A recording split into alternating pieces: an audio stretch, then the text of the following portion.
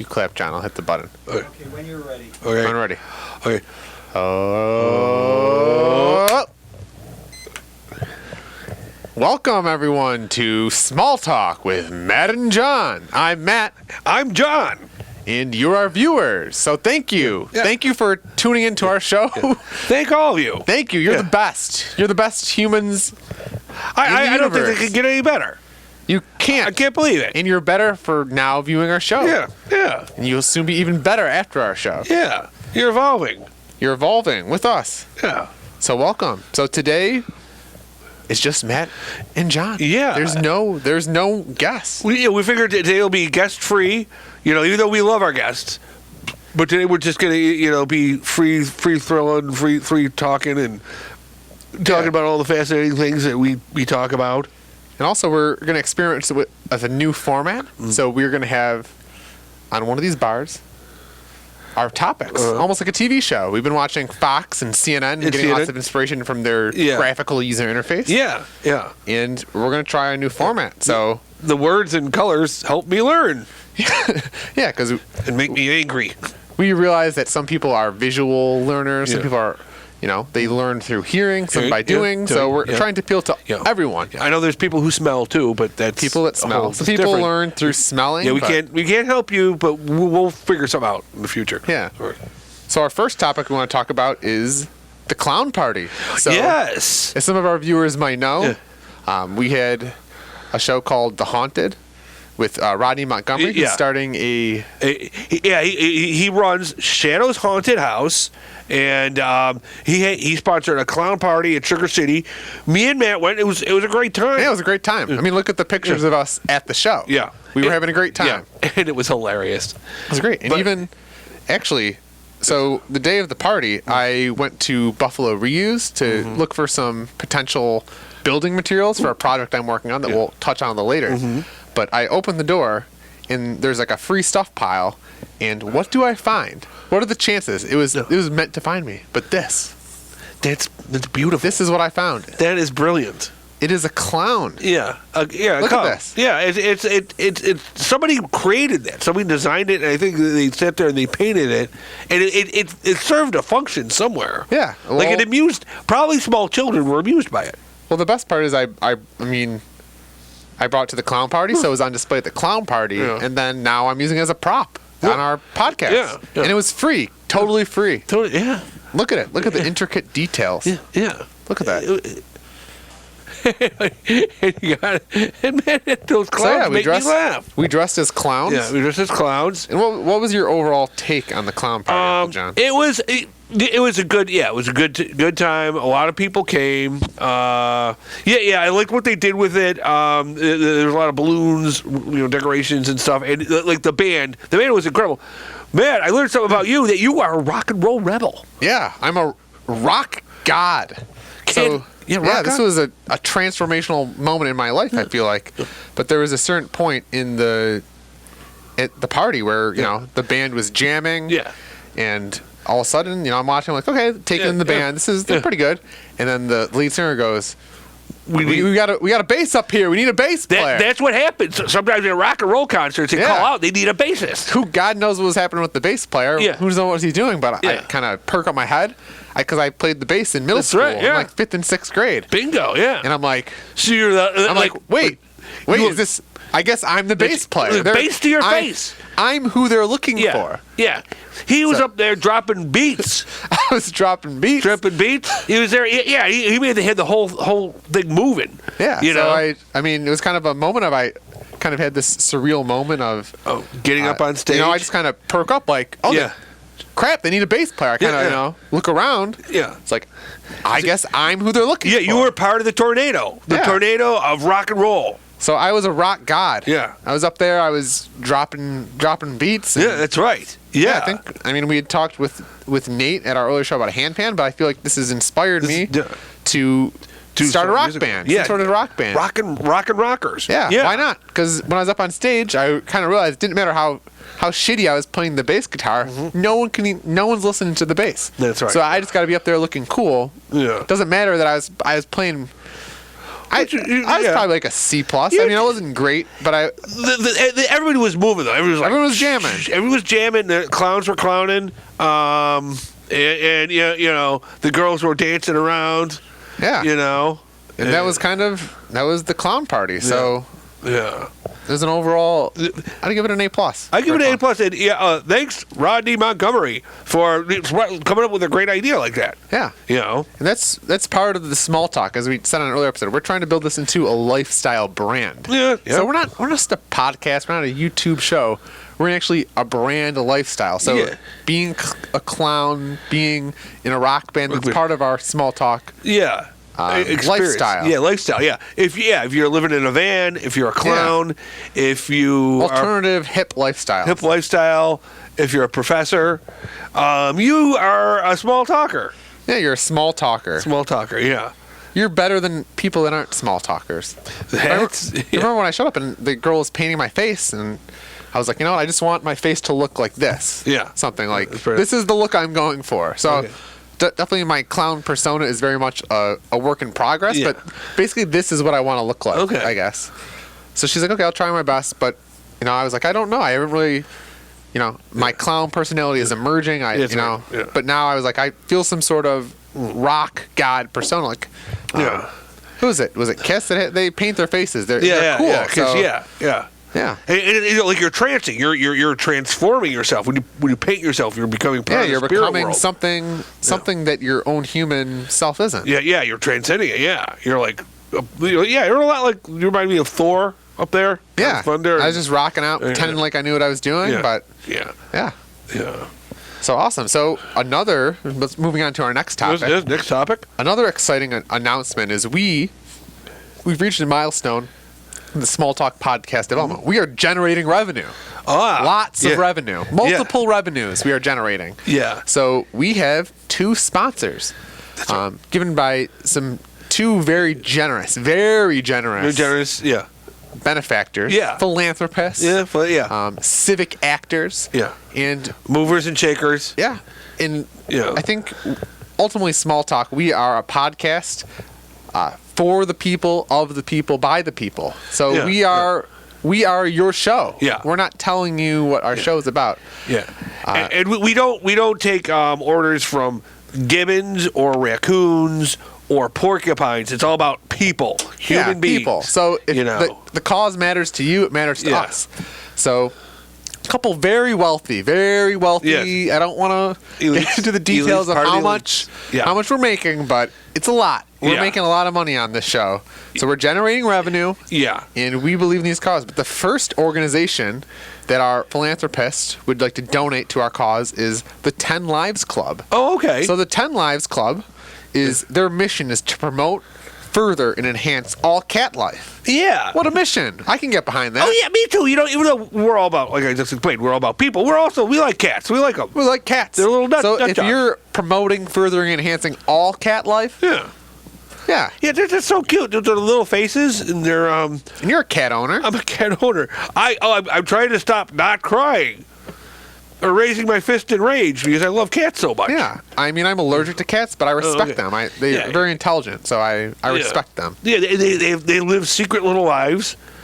Some theorize that they may go into other dimensions, like when we're not around, which could happen. They're always sneaking around and kind of doing their thing. But anyway, the 10 Lives Club is a rescue and adoption group that is a registered nonprofit organization that is committed to providing shelter to abandoned, strayed, and surrendered family pets. They're a kill shelter that takes in animals that would otherwise be homeless or euthanized. And they are located in Blaisdell, New York, operating a 3,500 square foot facility. What a mission. And you can donate to their cause at 10livesclub.com. Oh, wow. So, that is our... See, viewers? You give us revenue, and we promote your cause. Yeah. It's a very nice ecosystem that we have. It's a circle. It's a cycle. It's a cycle. It's a cycle of life. The cycle of our podcast. Because we're a lifestyle brand. So we're all for clowning it up and rocking, but we're also for on the weekends, taking care of your volunteering at the animal no-kill shelter. Yeah. Taking care of your cats, pets, maybe even dressing up as one if you want to do that. Yeah. But, it's, fun stuff like that. Do we have, is there another? We have another organization another independent, wealthy benefactor has donated to us because they just loved our podcast so much. But the other is called Blood is Blood. Mm. So Blood is Blood is founded by Jordan Mole Vigras, and they are raising awareness of the FDA's longtime blood donation policy for gay and bisexual men. Yeah. It made sense, during the AIDS crisis and nobody knew what was going on.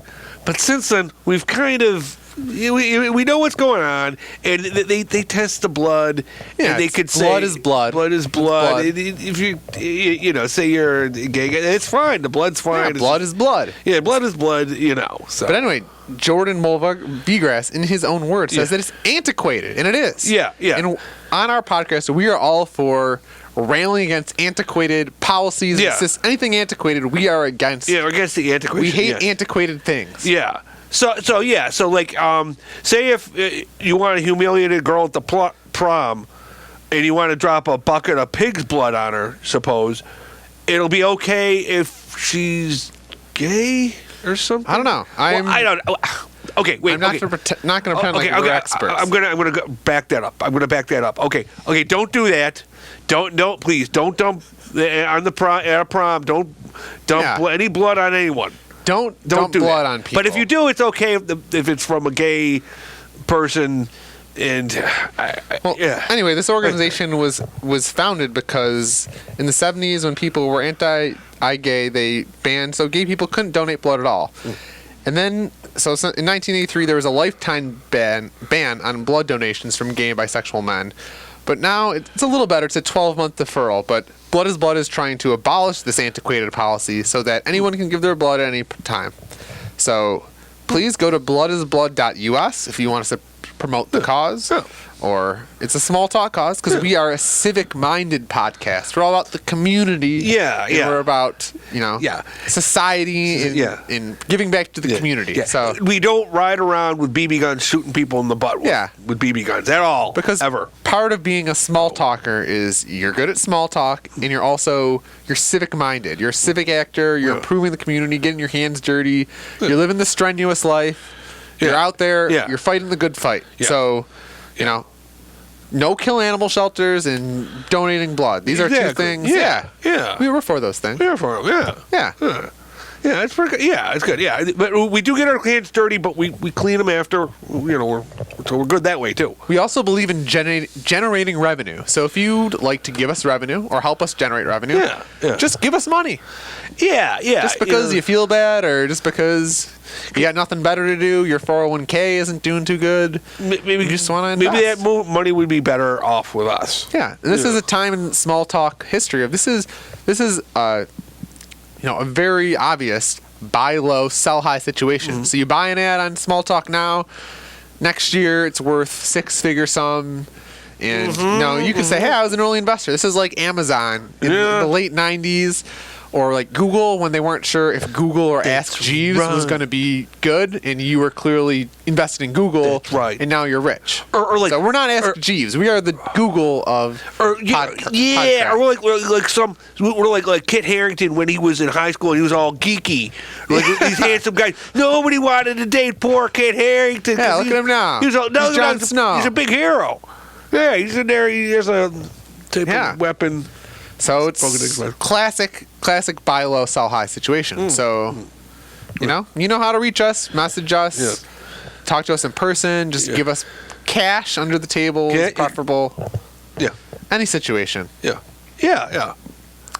So awesome. So that is our second topic. Okay. Yeah. Our third topic is. Okay. I came up with a great new. I came up with a great new idea.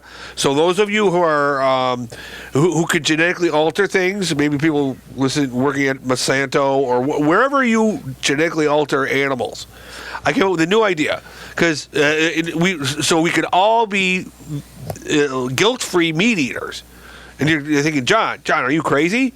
And I'm like, no, I don't need any of those meds. I'm not crazy. But this is my idea. We all want to eat big, tasty animals, right? Yeah, of course. Yeah, of course. Tasty, I don't know what big. But we don't want to kill the animal. No. We just want to eat its meat. So what we do is we maybe genetically alter, say, a water bear or a tardigrade.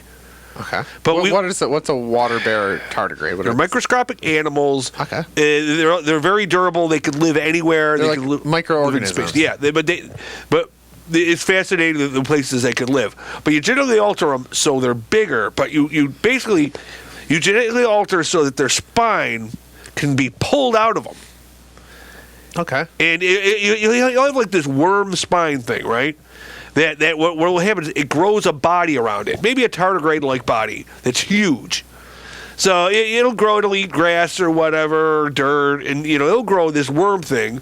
It will maybe we'll put it graphically later. Yeah. It will grow a big giant body.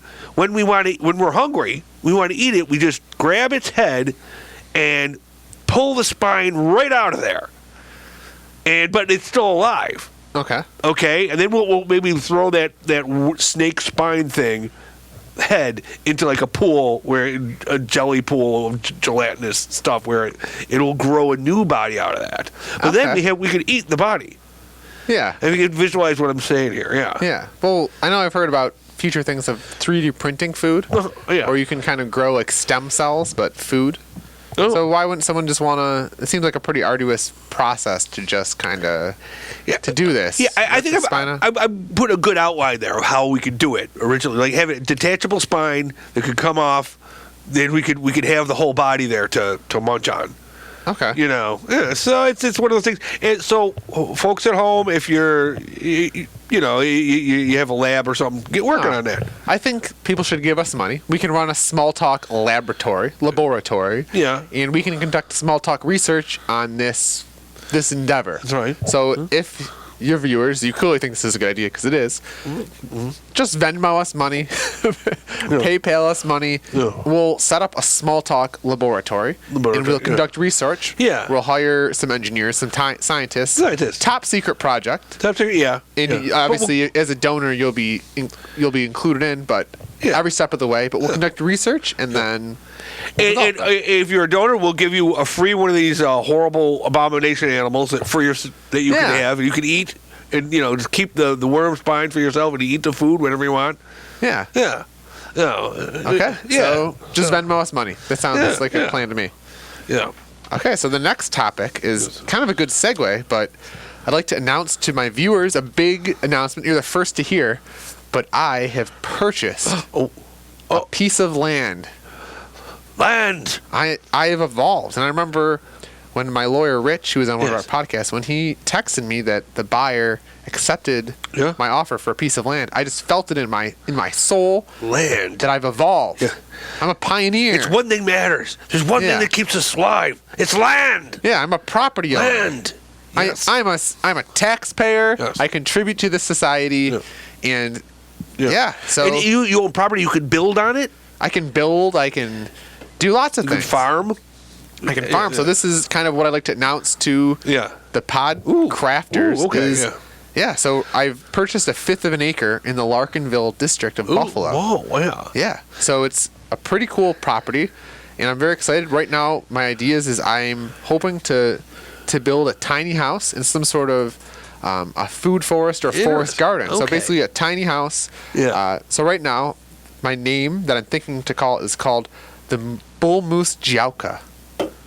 Okay, Bull Moose Działka. What is Działka? Polish? So Działka is the Polish for like a lot or a piece of land. So in Poland and in Eastern Bloc communist countries, they have this culture of just cultivating a piece of land and relaxing on it. So when I heard this word and this culture, I was like, that's what I want to do. I just want to have a piece of land. I want to cultivate it and I want to relax on it. So Działkowania or Działka. It's like their culture. So there's the Działka. Interesting. Okay.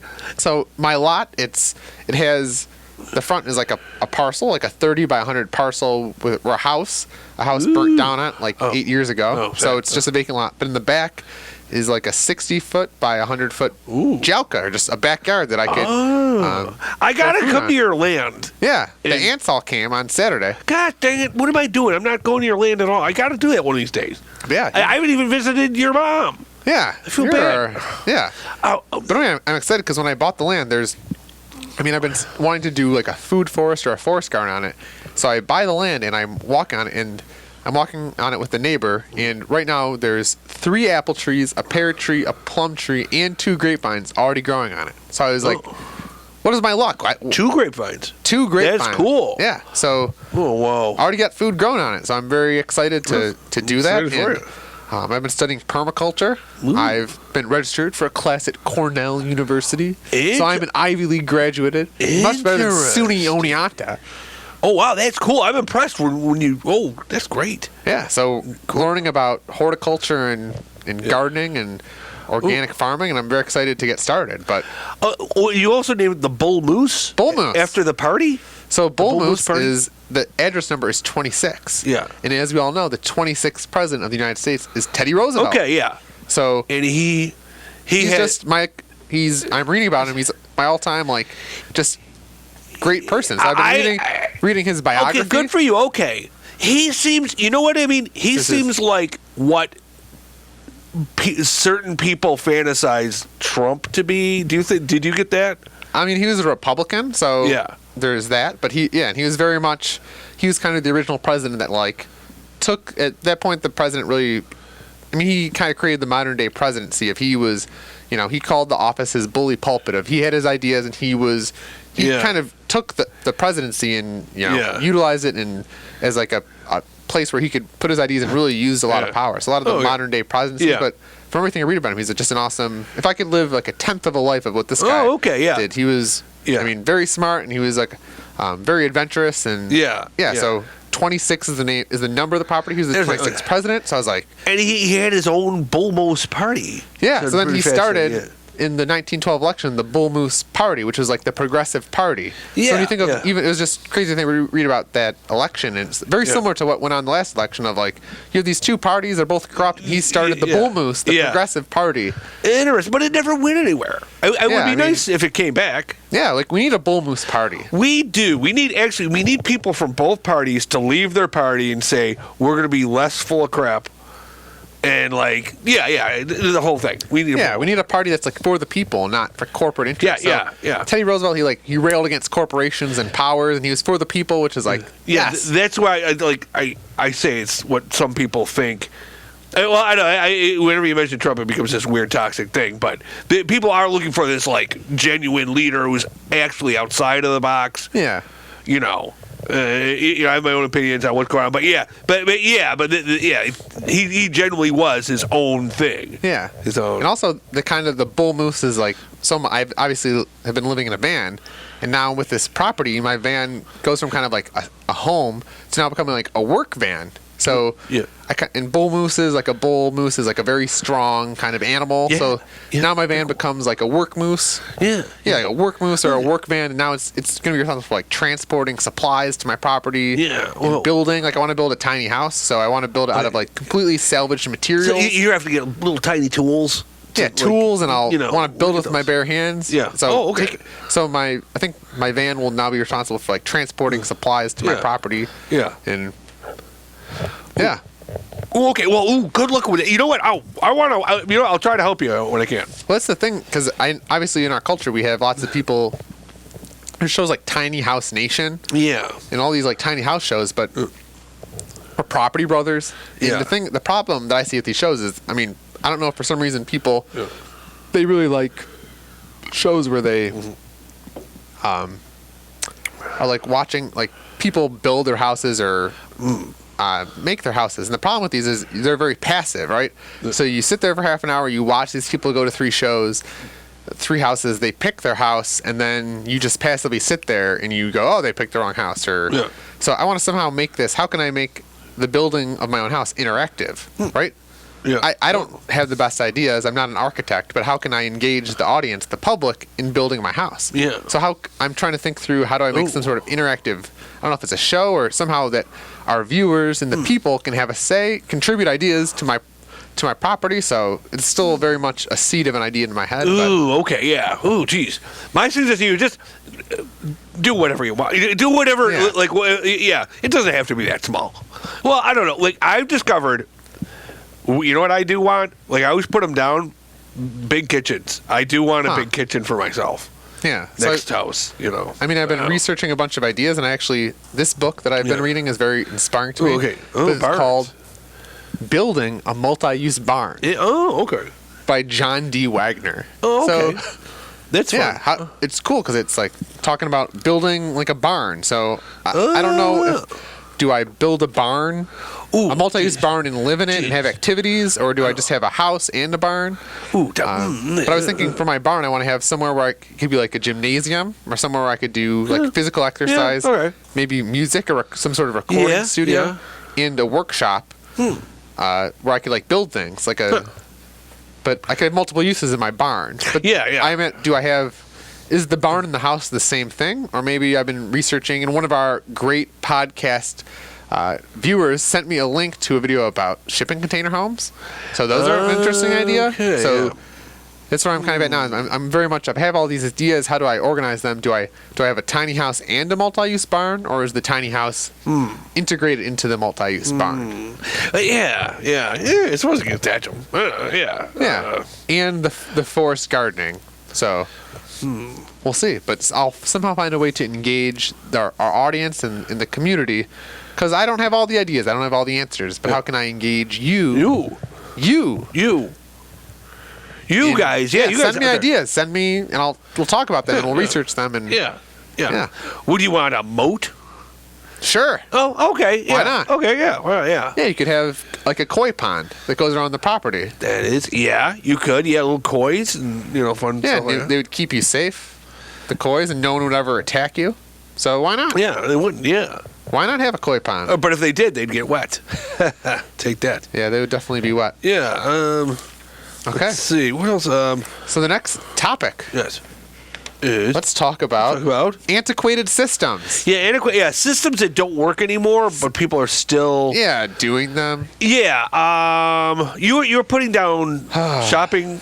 Yeah, this is something grocery shopping. I just want to rant. I feel like our podcast, it's about generating revenue, but it's also about just ranting about things. So this weekend was my mom's birthday, so my sister and my dad and we went grocery shopping to take the burden off our mom from having to go to the grocery store. And it's just a very antiquated, archaic system of you have to physically go to the grocery store, you get a cart, you walk around the aisles, you don't really know where things are because you can't see everything, and you go and you take the things off the shelf, you put them in the cart. So you're like, if you don't know where things are, you walk and meander up and down the aisles for 3 hours, and then when you're done, you go and you check in, and you put the things on a conveyor belt, and then the human tries to scan them and puts them in the basket, and then you wheel them to your car when you drive home. And when you get home, you've wasted 3 hours of your Sunday. So it's just like, this is antiquated. This is not the way. People will laugh at this in 50 years because it's so archaic. Why do I waste? I got billable hours. I have an hourly rate. This is not worth my time. Yeah. You could be out there. You could be doing it. You could be taking a hoop and we have this thing called the internet. We have technology, so there's things like Instacart. Maybe And obviously, I live in a van, so what actually works for people that live in a van is these meal prep services that are popping up. So anyway, you basically put in an order with the meal prep service, and you just order online, and then you go and you pick up the meals. It's prepared in little containers, and you come home. So it's a little better. It's not perfect. I might have to end up doing that because I might. Who knows where I'm going to end up working? Because my job is in flux right now, and there's 12-hour shifts out there, and I'm thinking if I get one of those, there's no way I could go home and make food for myself. Yeah, because it takes a long time, and I would just. But what I don't want to do is this is a bad bachelor habit to get into.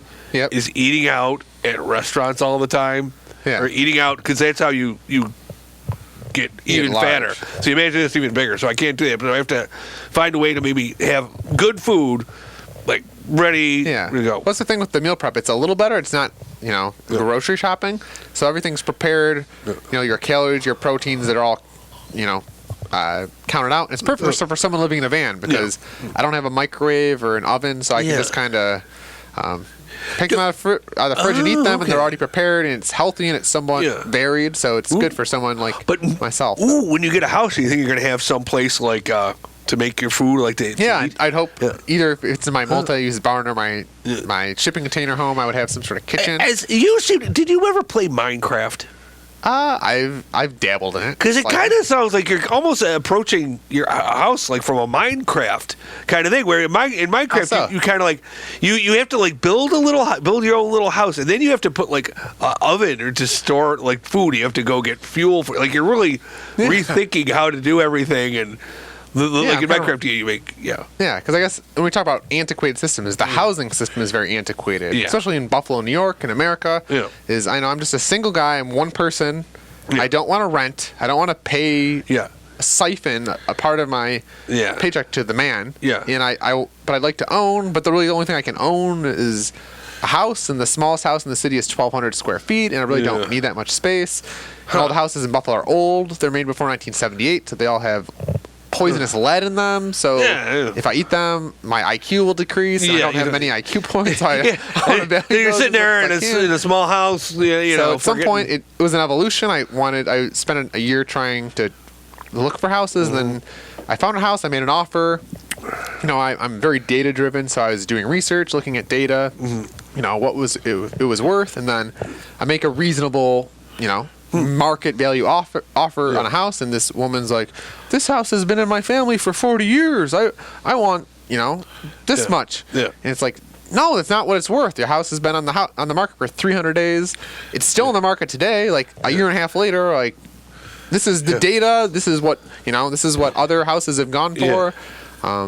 And then I went to a tiny house workshop, and I was like, this is the future. And when I meet young, hip people, they get it. So maybe I can be on the vanguard of urban regeneration. Yeah. Whoa. Okay. So, me, I'm just barely like, I have to walk over my clothes in the morning. I'm the same way, as I'm very disorganized, but if I have a small house, the theory, we'll see if in practice it works, but I'll hopefully be able to stay more organized because of the less room. But that's where I'm kind of nervous about the multi-use barn. So like if I built a multi-use barn, like John D. Wagner says, I don't know. Who knows? That could be a little crazy if you have multiple uses in it. Yeah, you could do, but you'll have a workout thing. Working out, and then go play some music, and then you'll maybe store your gardening tools, or even I've been thinking about having chicken coops. Like having chickens maybe integrated into the barn so that the chicken coop is in the barn. Oh, okay. Yeah. You could keep the chickens nice and warm. Yeah, that's nice. Yeah, and the chicken heat could then heat the barn. And are you zoned for chickens where you are? Like, it's allowed in the city now at the Green Code. And one of the neighbors down the street actually has chickens on their yard. Oh, okay, cool. So I can't wait to move into the neighborhood and be an ambitious young man starting with your own chickens. With my own chickens. Yeah. So we'll see. Yeah, I have to admit I have chicken envy. I'd like to have some chickens. Yeah, but I think the only problem is keeping them from stray cats. I feel like stray cats will want to eat them. Yeah, they're easy. Yeah, they're an easy get because they're morons. And they're not very smart. And plus, it's by the Perry Projects, and from what I've told, is the Perry Projects are this old housing complex that they're vacant. And apparently, the city still heats them and provides electricity. So apparently, no one lives there. But there's lots of like feral cats and rats living in it. Because if you were a cat in Buffalo, it's the place to live. To live. It's heated. There's no that's where I'm gonna live. So apparently, they're infested by cats. So hopefully, I'll have to protect my chickens, but maybe I'll get some sort of dog that will guard the property and actually protect the chickens. Yeah. But then you're gonna have to get something to protect the dog and protect. It's a whole thing. It's a whole. You'll figure it out. Yeah, you'll figure it out. I'm sure. Yeah. What are my little projects? Oh, you know what I'm gonna do? Come summer, I'm gonna get the grill out. Your mom was nice enough to give me your guys' old grill. Oh wow! So hopefully I'll be grilling. Cool. Grilling and thrilling. It'll be Sounds like a great party. Yeah. And for my property, I'm really looking. Like most people have like a housewarming party. I'm going to have like a lot welcoming party. Maybe I'll call it a bull moose party. Yeah. Where people will just come to my lot. All the small talkers will be invited. Yeah. And you can just give me salvage materials. Okay, yeah. Or maybe compost, so I can compost it for my garden. Yeah.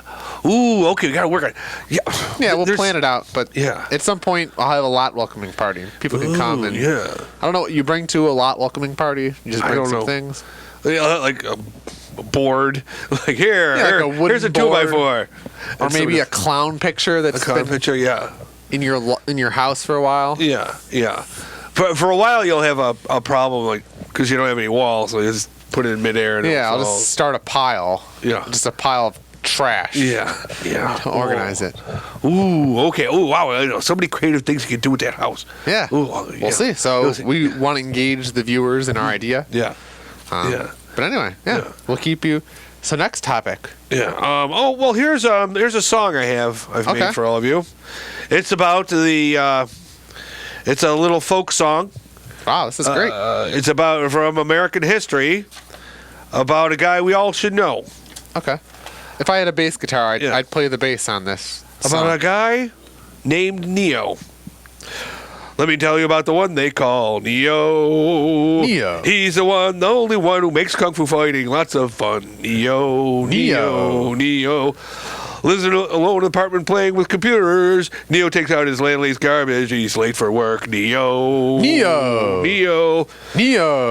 One day old Morpheus gives him a call, tells him he's the one that will save us all. Neo.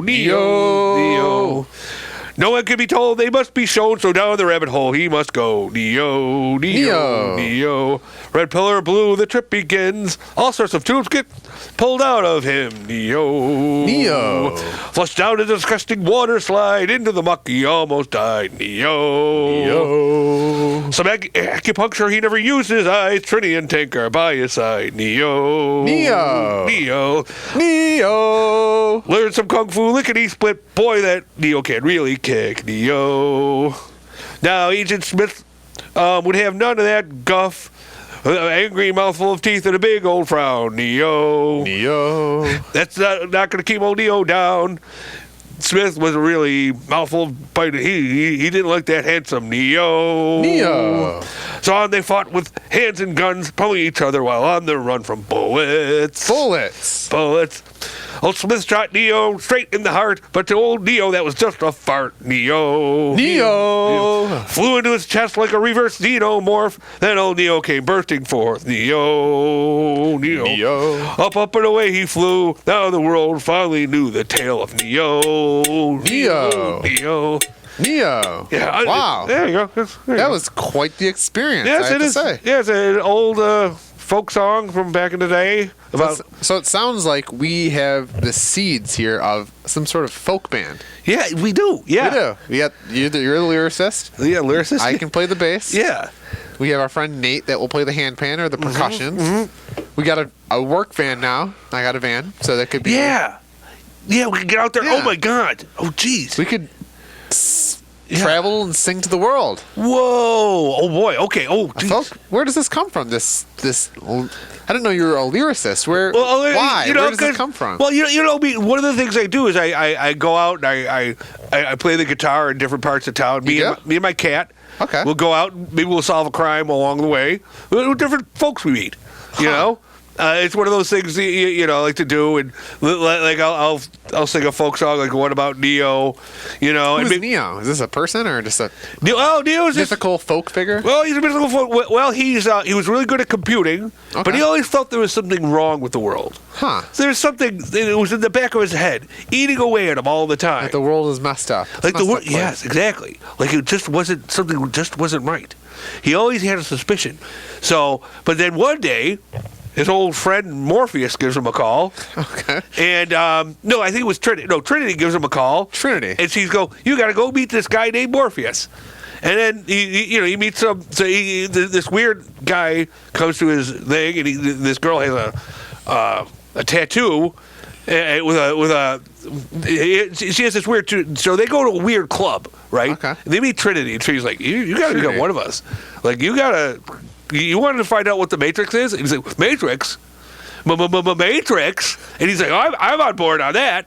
And he's like, I guess that was in his head all the time. So they go, and Morpheus is like, I'm super cool. So, you want this pill? And by the way, kids, no pills. Don't do pills unless whatever color it is.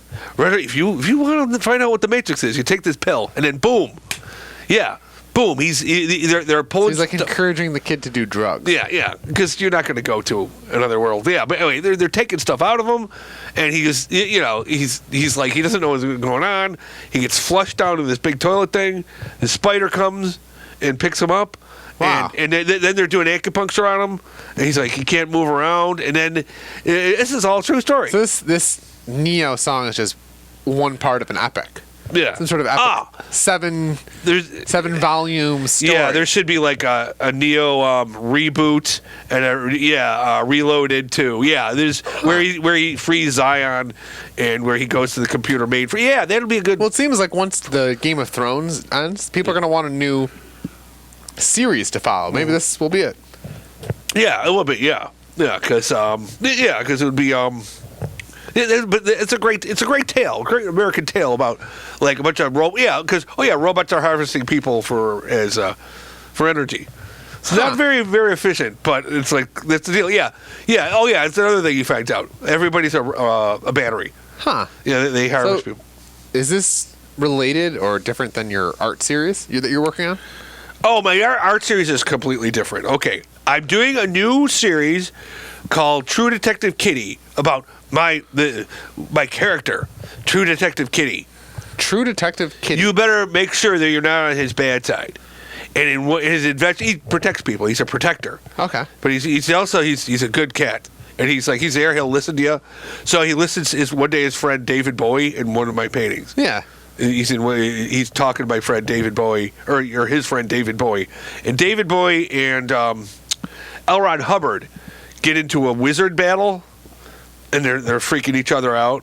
Okay, like a trippy ass, which is kind of. Were you on drugs when you did this? No, but actually, I took different parts of history. L. Ron Hubbard was a weird guy, and he would. Okay, okay, this is a true story. L. Ron Hubbard. Okay. He was into the occult, and he was in this satanic church in California, and he tried to raise the Antichrist. This is okay. I know you can't define, but if you look this up, this is a true story. Him and the father of American rocketry were ahead of this satanic like church. And their idea was to raise the Antichrist. Okay. And two guys trying to do that, it could get pretty gross, I guess. But eventually, I guess they had this one compound, and this red-haired woman showed up. And like, oh, she's a whore of Babylon. We're gonna. And they tried to do stuff with her, but they never made the Antichrist. So, but L. Ron Hubbard was this weird. He's a founder of Scientology. But the Scientologist. Before he did that, he did all sorts of weird experiments and like mental things, and he took drugs. But I decided to have. But David Bowie was also kind of into the occult and weird stuff, and David Bowie thought he saw the devil once. Huh? So this is all based on theory. Yeah, this is my theory. If I were to write a comic book, I would have L. Ron Hubbard as a bad guy and maybe David Bowie as a good guy. Okay. So, yeah, and if you put the graphics up, the people at home would be like, When I put the graphics up. When you put the graphics up, the people will be... The folks at home will be going, that makes lots of sense. Yeah. And I'm drawing... another painting I'm doing is... I'm painting of a lady with no clothes on. Oh, yeah, I saw a lot of those on your website. Yeah, I'm going to do another one of those for my friend Carl Thiel is having a separate show next month about, it deals with all poems, and artists are going to paint pictures along with the different poems. So for this one, I'm drawing one of you could just see her back is all bare, like, ooh. I see. Yeah. But people have to go to your art show. You have to go to the art show. Go to the art show. Get out there. Buy his artwork. Give us money. Buy the artwork, or you know what? You could just go there and mutter under your breath in contempt, which is also part of the art experience. Yeah. Because a critic. When you go, you get to be a critic. Yeah.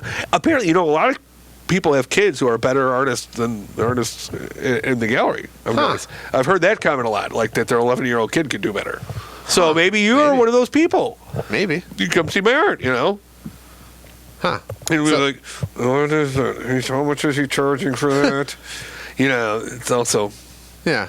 So anybody could do that, It's like it's just a bunch of circles, That's always it's abstract. It's abstract. Jesus, yeah. Well, anyway, so next topic is a story from van life. Okay, from my life living in a van. Van life. So anyway, this week I was living in a van, but at this part of the story, I was commuting to work to my cubicle job, and it was like 70 miles per hour winds on the highway. Oh, so it was really windy. Yeah. So I'm driving to work. I'm almost there, and all of a sudden I hear this like pop. And it goes, my engine's just going, so I'm like, oh, shit. Yeah. So I'm driving my van, and I'm like, oh, crap. Like, okay, I'm about 10 minutes from work. Hopefully I can, like, get there, and then we'll check it out and see what's going wrong. So I'm driving. Yeah. And then I'm like, okay, I'm driving, and it's still making the sound, and I'm like, freaking out. Mm-hmm. So then I slow down to my exit. I'm like, okay, I'm almost here. And as soon as I slow down, I just hear, like, a clacking, and I look in my rearview window, and there's this giant metal stick that just comes flying out from underneath the back of my van. And hits the person behind me. And I see them kind of swerve out of the way. I'm like, oh, shit. But as soon as this metal piece just detached from my van, the engine stopped making this. I was completely fine during all this, but my engine just stops making sounds. Okay. So, I'm like, oh, shit. Sorry about that guy behind me. Yeah. And then I park my car. I go to my cubicle work. I was like, you know what? When I get out of work, I'll check to see, what's wrong with it. So I get out of work, and, I look and change from my work clothes to my, vanning clothes. I don't know what you would call them. But then I get my flashlight. I go underneath the hood of my car, or underneath the van, and I'm looking up with a flashlight, all around. And I didn't notice anything wrong. Like, there's nothing leaking. I didn't see any pieces that were visibly, I looked on both sides. No pieces were visibly missing. And now I've been driving for 2 days, and everything's fine. But I'm still kind of like, Yeah. Good. What was that just flew out from underneath my van? Yeah. Yeah. Ooh. Oh, that's good. Sometimes problems solve themselves. Yeah. Yeah. So, there was that. It's part of... Yeah. I'm trying to be as transparent as possible with the van life. Mm-hmm. And that happened this week. Yeah. Yeah. So, okay. What else is new? What else is new with us? We're all excited that, new films and TV are going to be coming out. Me and my girlfriend are excited about the Game of Thrones coming up. Yes, in April. Yes. Oh my gosh. So, what's going to happen? What? What's going to happen? We don't know. No one knows. Well, do you know? No. Oh. I don't know. Oh, yeah, because I wish I knew. There's going to be some of the sword play and Giant Dragon, the whole thing, and looking forward to that. And the Avengers movie will be coming out. Yeah. Which we don't know how that's going to turn out. No one ever knows. We should start our own animated film series. Yeah. Well, I would say, mine would have, David Bowie, and my Detective Kitty, David Bowie. You have to have a character that lives in a van. That's right. Yeah. The van could be the hero. The van itself. Okay. The van could represent, because vans are heroes in a lot of ways. Think about it. You have an emergency and an ambulance shows up. What is an ambulance? It's a van. So they're the first on the scene. They're heroes, but in a lot of ways, there's a dark side to vans. They run into people, and they cause terrorist attacks. People in Nice, France, there's the guy, not the guy, it was a van. The van just ran over 70 people. So there's the dark side of vans and the good signs. Yeah, yeah. There's the guy that was sending anthrax to politicians. He lived in a Trump van. Yeah, that was really bizarre. He went to the trouble of having it on his stuff written on there, on the windows and stuff. That's insane. Yeah. Yeah. But then my sister and I, we were watching a documentary this past weekend about I think he was a serial killer rapist, and he showed up to a school and he was trying to attack. He was harassing this woman that he had molested when she was a child, and he showed up to the school to try to attack her again, and he was driving a van. Of course. Jeez. Of course. It's got to give a bad name to the van. Yeah. Oh, Lordy. Yeah. Yeah, so it kind of breaks my spirits when I see, Yeah. Yeah. Geez. We got to find better things about his vans. Yeah, like I said, vans they're hero, they're complicated thing. They're good and they're bad. They're good and they're bad. Yeah. Gosh darn it! But they could. But I think they could do good. Yeah, they could do good things. Just seems like anyone that's creepy or rapey drives a van for some reason. Yeah.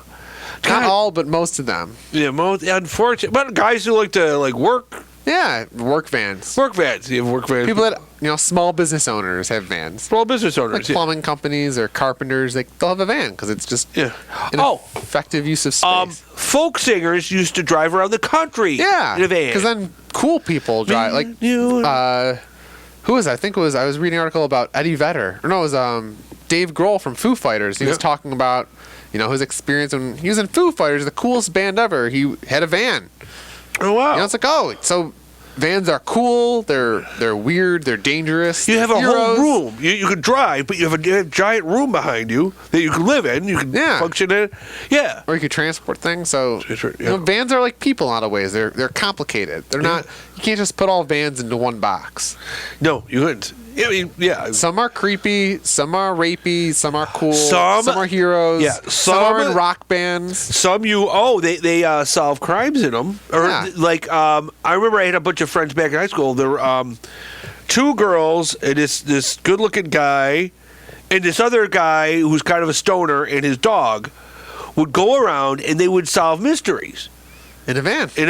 Yeah. Like there'd be like a spooky haunted house and they would go there. And they would look around, and the one guy had an ascot, and there's a girl who's a geeky girl, and there's a girl who's like a preppy girl, and they would solve crimes in the van. Yeah, in the van. They needed the van to get from point A to point B to solve the mysteries. Yeah, exactly. Yeah, and but like you say, the Nazis, of course. And, yeah, so it's, but I'm trying to be an advocate for, as I said, we're a community-facing podcast. We're all for civic and the greater good, and we're trying to promote the good side of vanity. Good stuff. Yeah, going around there, helping out animals. Yeah, people save animals, people transport, people to hospitals, so... That's right, yeah. Yeah, when you want to go to the hospital, you want you want a van. Or you want to take an epic, badass road trip across the country. You want a van. Yeah. So it's... Yeah, bingo. Yeah, you want to go, cross country. Yeah. So see, because I'm going to go to Poland again this summer. Ooh. And I have to teach a lesson. And my lesson this year will be on the American road trip. Ooh. So the students, I'm going to lead them through and facilitate the process of them designing their own American road trip. And the hope is that over the course of 2 weeks, I will then take all these people's ideas or formulate my own ideas, and then maybe eventually take my own American road trip in a van. Because I have a van, I might as well. Yeah, you might. That's the next logical step. You live in it, you work in it, and then you travel in it. That's pretty logical. That's fun. Like I like my house. I could not take my house to California with me. You can't. But you in your van, you can take your whole your living space. My life. California to Alaska if you wanted. If I want to. Yeah. Because even in the movie Into the Wild, there was the guy, and there was the bus van. I guess it was a bus, but it'd probably be registered at the DMV as a van. But it was a little bus that he's like, oh, I'm going to live in that bus right there. Yeah. We talked about that before. Like, for whatever reason, like there's cars in the wilderness. That's another thing. Is another topic we talked about is the apocalypse. Yes. So I found a new potential idea. You've always wanted to go to Grand Island because it's surrounded by water. Yeah, in the apocalypse. It's zombie but apocalypse. in Ontario, just 2 hours north of Buffalo, there is a place called the Arc 2. And it's basically this guy, he took like a bunch of empty school buses, and he dug a hole and he put them all there. And he buried them and like put them in concrete, so it's like a it's like a bunker made out of school buses. Ooh! So this seems like a pretty logical. If something's happening, is cool. Yeah, it seems like my plan might be I'm just gonna drive to this guy's place, show up. He'll probably be getting swarmed, but like, hey, I got this van. That is a cool idea. Let me in. Like I'm part of this community. Clearly, I have a van. Yeah. You made a bunker out of school buses, but. When I heard that, I was like, that's okay. That sounds like a good idea. When I was young, some criminals kidnapped a bunch of school children.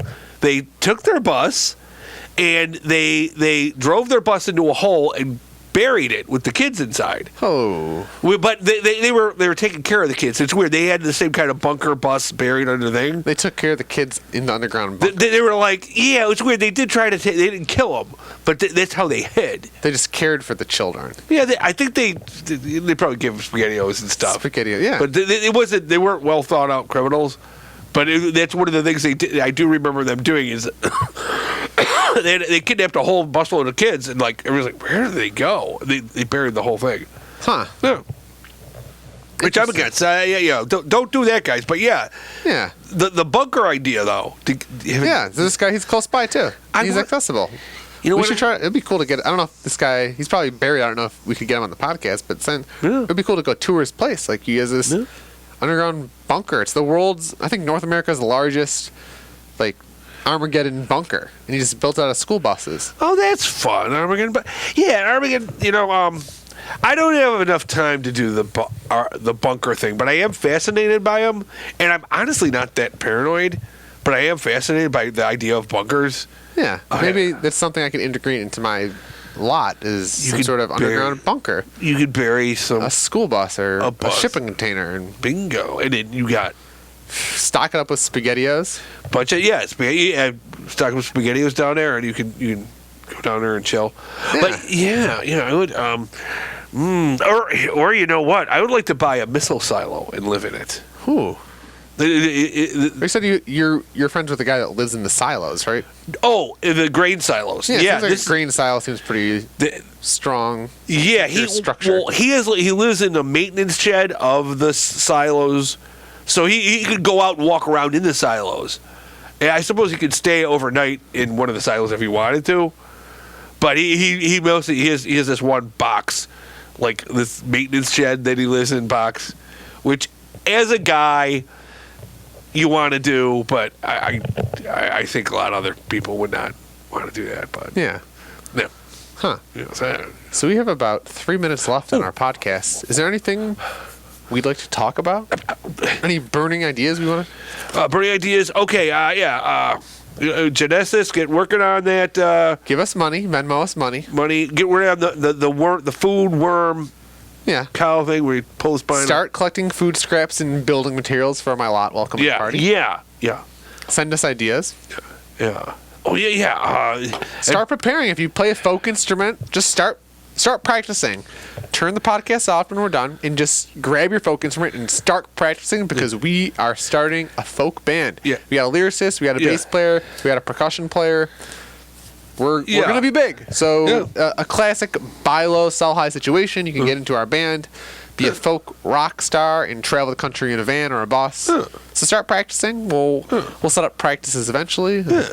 Yeah. And if you have an idea for a folk song, give me a call. Maybe I'll write a little folk song for you. Yeah. Our sorts of stuff. Okay. So this is my clown picture that I found. I don't know why I'm showing it, but it just seems like, I have it. I might as well. It was free. I might as well utilize it. Integrate it into my life somehow as much as possible. So, clown party. I'll bring on my podcast, but I'm just trying to bring this into my everyday life because it was free. Yeah, I have it. I might as well use it. Yeah, you might as well bring it around. You could bring it around around you as a decoration. Yeah, it's here. This is your decoration. I guess if I'm going to continue with being a clown, I don't know. I don't know if I'm going to continue personally to be a clown, but if I were to be a clown in the future, it seems like this is a pretty good thing to aspire to. Is this type of clown? Yeah, it's pretty cool. Yeah. Wow. Okay. Yeah. Oh, the world. Or maybe this could be a character in our. I don't know. This kind of looks a little creepy. But who knows? Yeah, it's just send us ideas if you have ideas how we could integrate this into society. I don't know. Yeah, we could. Or if you want to tattoo that on your back. Yeah. If you want to tattoo this on your back with Smalltalk, we will. We'll give you like $20 to do it. Yeah. Yeah. Tattoo ideas. Ooh. Feel free to access like twice or hopefully this point when we edit we'll have a new brand logo. That's right. Oh, see that logo. Look at that logo. Look at that logo. Look at that. Look at that logo. Okay, let that burn. It's so simple. It's so Let it burn into the third eye of your brain and become the totality. First person to tattoo this logo on your body will get my hat. John's hat. My hat. Wow. Tattoo business in the local economy just spiked up 32%. Yeah, okay, hat. Okay, hat. Yeah, you did. Maybe some shitty beer, too. We're also looking for an official beer, any sort of product, official Polish restaurant, official beer, official pencil sharpener, any type of product. If you want to be a sponsor of our show, and you do, I don't know why you wouldn't want to, send us money. Yeah. Or get in contact with us. Yeah. Just, anything. So civic ideas, organizations, give us money. Yeah. We'll run it through our filter, our process, and then we'll promote it. So thank you for listening. Oh. And thank you. Thank you. Thank you. Bye. Bye. Bye. Thank you. Bye. Bye. Bye. Come back again. Oh,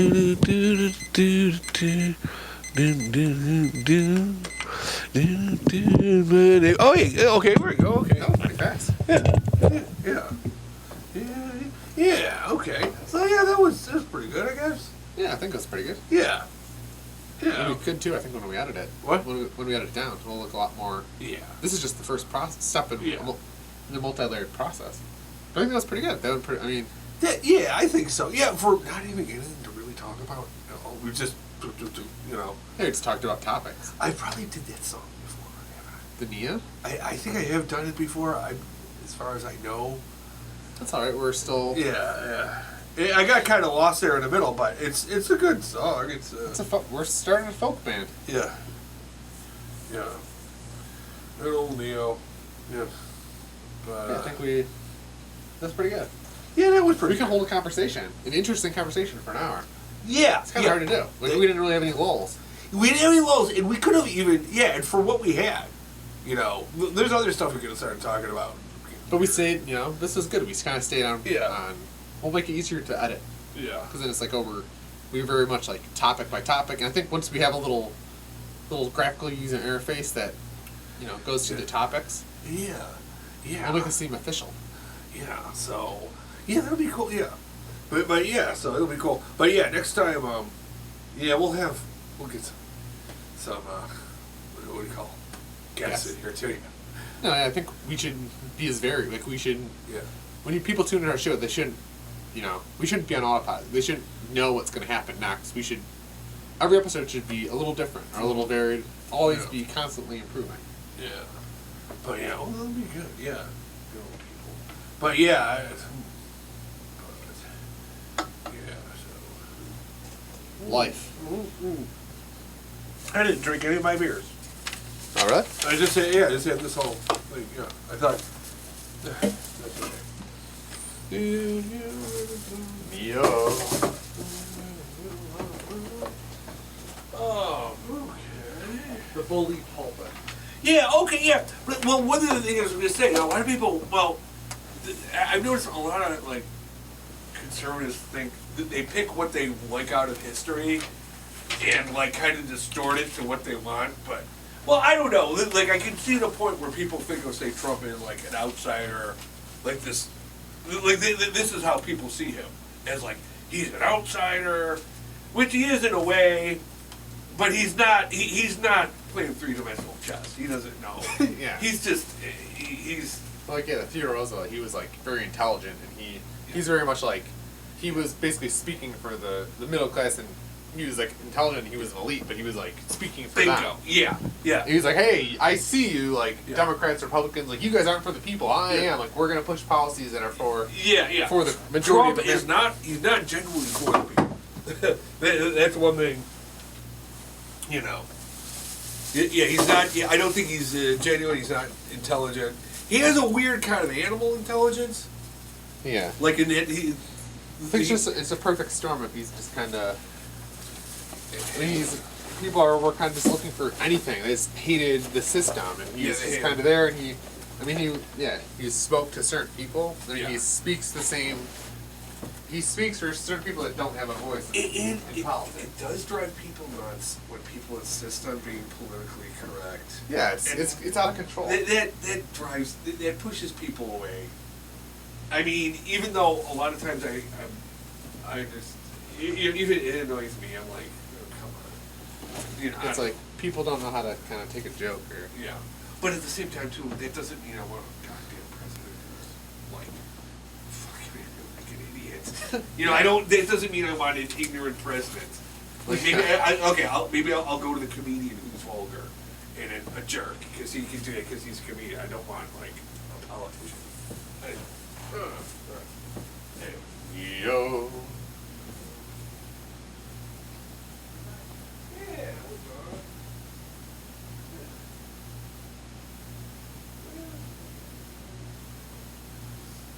Yeah.